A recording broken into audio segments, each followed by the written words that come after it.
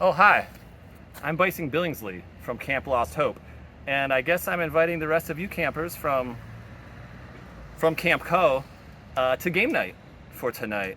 We will be playing Kingpink by Anthropos Games. I've got some members of my camp already inside, and I think there's a couple of you are going to be coming with us. Come on, let's get started. Well, here we have two of our Camp Lost Hope campers, Athena and Susie.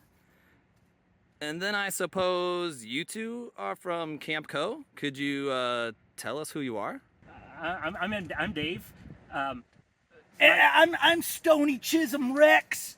I've been here at Camp Co. Wait, how long have you been here? Today. I've been here since 1987, the year when Def Leppard gifted us with their hysteria. And I left in 1996. Thank you, Dave. Yeah. Oh, I almost forgot. You can call me Chisholm. My counselor said that he'd kick me out if I didn't come. Kingpink is a storytelling game that you can play with your friends around the table in 1 to 3 nights. There's a lot of different ways to play. We'll be beginning at the standard rules here, making characters, setting up a game, and jumping into the action. Kingpink is a storytelling game where every player gets to roleplay their own character, but also spend time in the director's chair, driving that story whatever direction they want, playing off a list of themes they create at the beginning of the game. That's what we're going to do right now. Come up with a list of themes. Let's start. So the first step in coming up with your theme list is for each person to have one tone or theme in mind, say it out loud, and then draw a card to see where it goes in your campaign list. Athena, could you start for us? Pestilence Huh? means disease. Disease it is. Let's see where it goes. Draw that card. So we got a 4. So we're going to write disease for Chisholm here on number 4. Susie, what word comes to mind for you? So, Filth. Let's see where that goes on the list. Oh, at 10. Dave, do you have a theme we can use? He? Yeah. Heat works. Thanks, Dave. Number 3. And what about you, Chisholm? What word comes to mind when I want you to give us a theme? Freedom! Freedom it is. What number we got, Dave? 5. Thanks for that, Susie. Coming back to Athena here, maybe give us something a little more simple this time, just for all those Camp Co folks playing at home. What? What? trap. Trap. Dave, could you flip that card? Ooh, the Jack. Susie, another theme or tone? How about wealth? Wealth it is. Sounds appropriate. And Dave? Blood? Blood? Okay, blood. Interesting. Thank you. It's a great theme. Anything else come to mind? Maybe something reminds you of your time at camp, Chisholm. Lost. Lust works as a theme in Kingpink. That's okay. What card's that?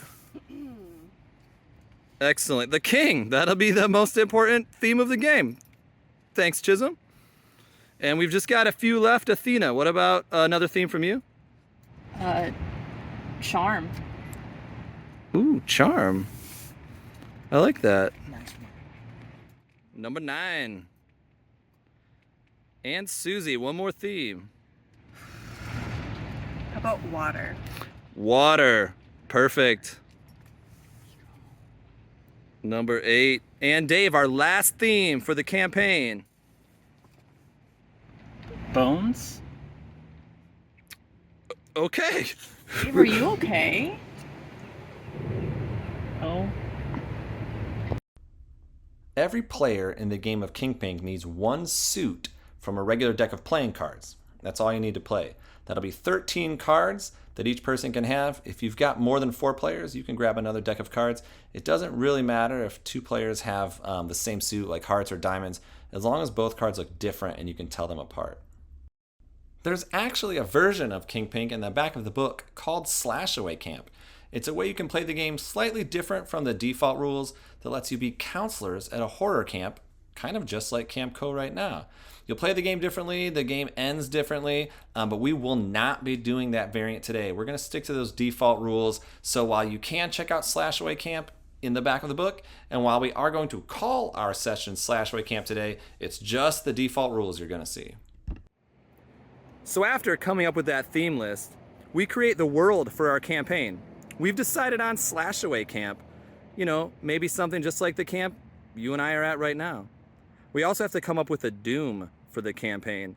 For this Kingpink game set in a slashaway camp, we've decided on an ancient succubus based on that king card with the theme of lust. We've also all made characters for the game. Super simple process. Each player here comes up with 1 vice and 1 virtue, and that's all you need to start the game. Athena, who's your character and what are your vice and virtue? Her name is Hecate, and her virtue is a sickle. Her vice is being lustful.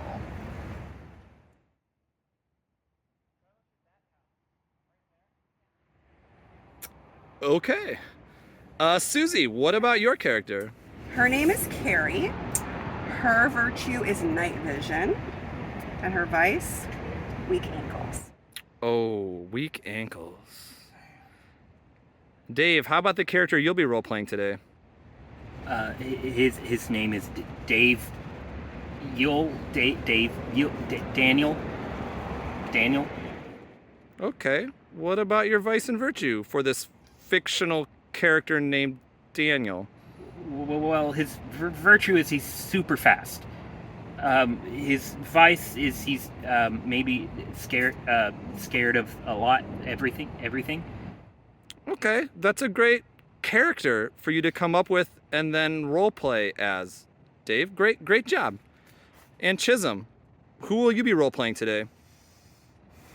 A fictional character named Chisel. Oh, and what about your vice and virtue? Well, my virtue is social, and my vice attracts trouble.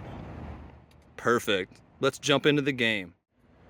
The first thing you do to start each scene in the game is have every player draw 3 cards from their deck, which is made up of 1 suit of cards. Yeah, thanks, Chisholm. Based on the 3 cards they draw, each player will decide on 1 card to play face down as a conflict that will define the scene that everyone's about to sort of direct or role play together. So every one of you just pick 1 card and put it face down on the table. Perfect. Now we flip those over all at the same time and we see what's happening. Ooh, that looks great. So Dave, you played a 3.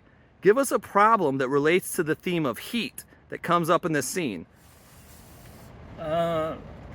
Maybe our cabin caught on fire. Perfect. The boys' cabin catches on fire in the middle of the night. I think that's a great idea. Chisholm, what about this 6 here? You've got the theme of wealth. What conflict or problem could that bring into the scene?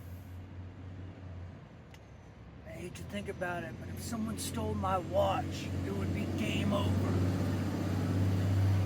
So maybe your character Chisel has lost their watch or someone stole it?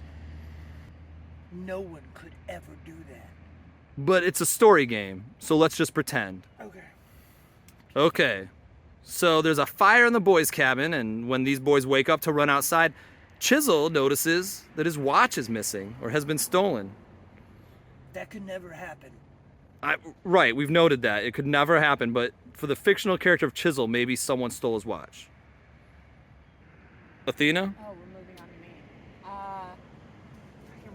It's filth, so there's some kind of swamp monster coming out of the outhouses. That's perfect. I can think of a camp where something like that might happen. Right, girls? Yeah.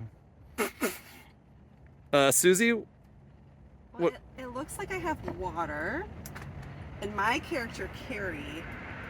You said it's in the middle of the night, right? yeah. Oh yeah, we're gonna be looking for beer from the cabana. Ooh, perfect. Yeah, we're gonna be searching for that water of life. Perfect. So the scene that we have in front of us with 4 conflicts, we've got some in the middle of the night. The boys' cabin is on fire.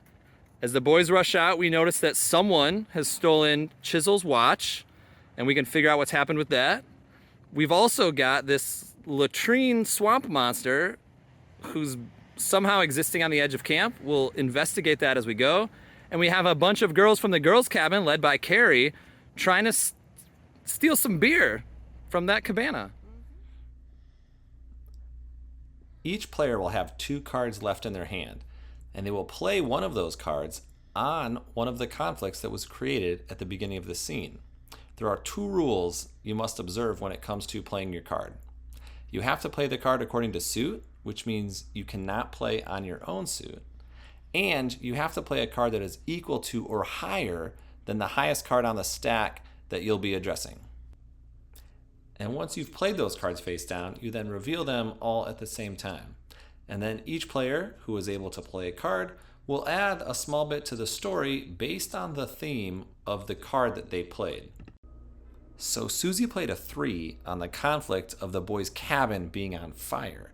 So she's playing to the theme of heat also.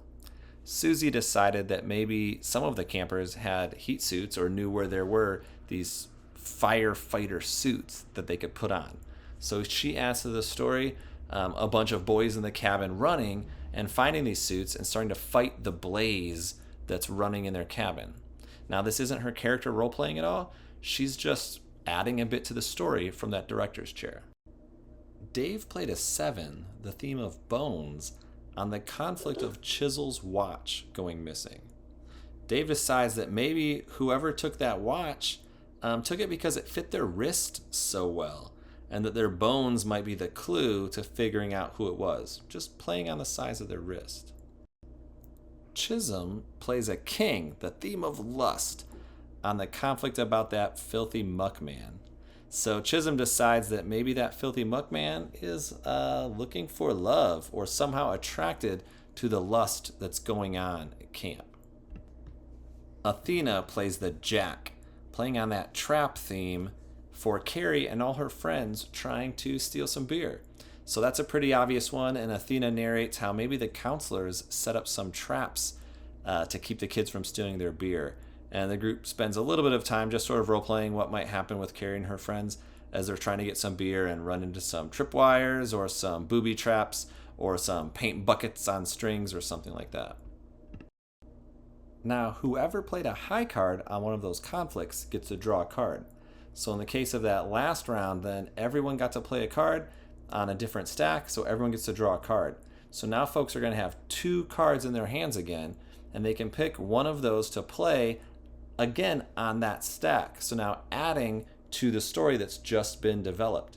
Now remember, you can't play on your own suit, and you have to play a card number that's equal to or higher than what's showing as the highest card on the stack. So here everyone can play, so everyone plays a card face down. So in this round, we see that Dave has played his 8 on that conflict about the fiery cabin. So here Dave gets to role play his character, Daniel, not to be confused with Dave, and explain how his character is actually helping with the theme of water. So again, that's a pretty easy one, and Dave gets to explain how his character Daniel is grabbing those water buckets and maybe even directing or setting up a kind of water line with the other campers to start throwing buckets of water on their fiery cabin. Susie plays a 10 on the conflict about the watch, and she's going to play on this theme of filth. And so Susie decides, not really role-playing her character, but just adding to the story, Susie decides that maybe someone took that watch not realizing what it was. It was so dirty, they didn't maybe even know it was Chisholm's watch, or they didn't know it was a wealthy watch. They just took it without knowing what it was because it was such a filthy watch. Athena has played the 2 for her character Hecate. So that 2 is going to pull in the vice. The vice for Hecate was that she was lustful. And so Athena is going to give us a little bit of the story here on this muckman who's attracted to lust, and maybe say that she is also attracted to this muckman in some way.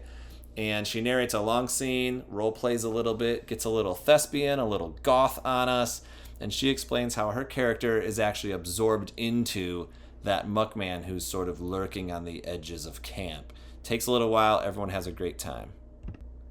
And Chisholm plays another Jack on the conflict about those girls trying to sneak beer out of the counselor's cabana. And so while in the previous turn we talked about the counselor setting traps, Chisholm has a different idea. And he says one of these kids falls into a bear trap and gets their leg caught. And that's his addition to the story. So thank you for that, Chisholm. We know you love bears.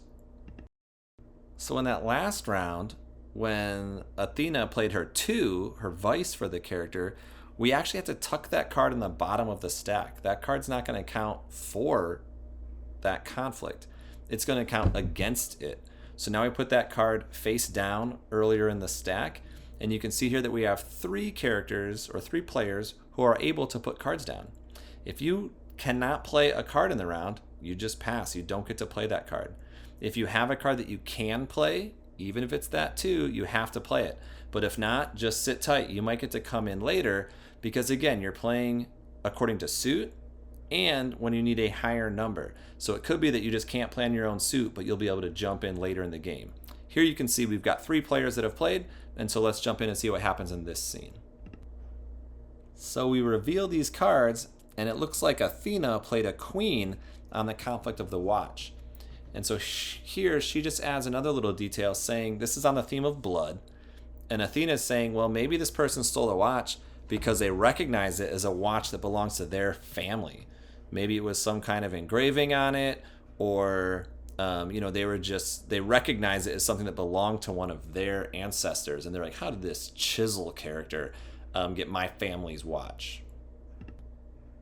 And we have Susie, who played a king. This is the theme of lust on our filthy muckman. So before we had Athena's character, Hecate, that actually merged with that muckman. And now Susie's going to come up with an idea and say, hey, maybe this muckman isn't really a muckman. Maybe it is the succubus itself. Playing off of lust and saying the succubus has sort of crawled out of the swamp and is slowly just sort of dripping or oozing that muck off and is now revealed to be the succubus and has somehow merged with Hecate. And we have Dave, who played his ace. So this brings in Daniel's virtue. Daniel's virtue being that he's extra fast. And he played this here on the conflict about the water of life and stealing the beer. And so maybe it is that Daniel is really quick. He's been sort of splashing water on that cabin for as long as he could. And now, because he's so quick, he's noticed these kids running away, sort of tripping the booby traps. And Daniel's going to be a little bit bold, and he's going to move towards those girls and maybe try to help them out of these traps, or sort of, be quick with his reflexes and actually, sort of make a name for himself as a cool kid on campus and try to help these gals with their booze problem. And so now for this last round, it looks like only 2 people can play their cards because everyone's sort of been moving down from their hand, not always able to draw a fresh card. You've only got 2 players left in the game who get to put a card face down on a stack, again, according to suit, and with a number that is equal to or higher than what is showing. So you reveal those cards at the same time, and we've got Susie playing the heart from her suit. And Susie adds to the story. This is on the conflict about the watch and Chisel's watch going missing. And she says, well, 1, the watch was filthy, so maybe someone took it, not because it was wealthy. 2, Athena had already added that maybe someone took it because it was a watch that belonged to their family. Susie's going to add with this queen, or this theme of blood, playing on family or kinship. She's saying, yeah, but maybe it turns out that Chisel is actually related to this person that stole the watch. They're like blood or the actual brothers separated at birth. And so now they're sort of connecting and finding out that they're from the same family. And this might be something that sort of follows us through the whole campaign. So at the end of this conflict here, Susie's sort of added a nice twist that Chisel has some missing brother or missing relative related by blood. And it looks like Dave has played his king, bringing lust back into the game on the stack that started filthy, got lustful again, got lustful for a third time, and now is lustful one more time with another king card. And Dave has decided that maybe his character Daniel, after helping out those gals, kind of like running back and forth in camp, really sort of being a man of the hour here, playing on this king card, he says, well, maybe Daniel falls in love with this succubus or sees this succubus from afar and just kind of gets transfixed. And it looks like Athena's okay with that. And so once no player can play a card that's left in their hand, there's nothing they can put down that would match Sue or that would be higher than what's already there, the scene is over. And that's when you conclude. You count up how many cards are on top of each conflict. If you have 4 or more cards, you're actually going to defeat that conflict. If you have 3 or fewer cards, you will not be able to overcome that conflict in the scene. That's something that's going to come back later in the campaign, even more difficult than it was this time. So in this case, with the conflict about the heat, which was the cabin on fire, this group did not resolve that issue. Maybe they put out the fire, but they don't know who started it. There's an arson around campus. And so together the group comes up with the stakes for that and what it means that they lost that conflict. Certain players were marked on XP based on who had the highest card, and you can see how to do that in the game book. But for right now, just know that that conflict was not resolved. The conflict about the stolen watch was resolved. There were 4 cards on top of that. So Chisel got his watch back, but also Susie got to add that detail about meeting some lost family member, which is going to be something cool that'll come up in the campaign, as the night progresses. For the stack about this succubus or muckman, that was not resolved. Because Athena played her 2, that's going to count against the stack. The group really only ended up with 2 cards on top of that in the end. So this succubus is still somewhat merged with Hecate. There's stuff happening there. The group has not really been able to even figure that out. Maybe the stakes are that nobody else saw this succubus except for Daniel. And then the last conflict about stealing bear. Sorry, Carrie, she was not able to do that. Those kids got scared away by those booby traps. One of them ended up in a bear trap. And even though Daniel came in like a hero at the end, it was not enough for that group to get some beer. So the scene played out kind of in different locations, different places. Some Kingpink themes will play very tight, and you'll have sort of all the characters in the middle of the scene interacting together. Sometimes they'll spread out like this. Sometimes things will be really roleplay heavy. Sometimes things will be really sort of director level or sort of story heavy. And so that's the wrap up of this scene. They would play again and again and again until finally someone played that king card as a conflict and really thought that there would be a chance that you could get some kings and aces on there and overcome that final ancient succubus. And that's going to be our game night from here at Camp Lost Hope. You can pick up Kingpink from the link in the description. All campers from Camp Co get 25% off both the PDF or the physical copy of the book. And if you do submit that receipt of purchase, you'll get 25 patrol points towards your patrol, which I hear you folks have 4 kind of interesting ones. Have a great time, and we will see you with the last 2 nights of camp just coming up ahead of you.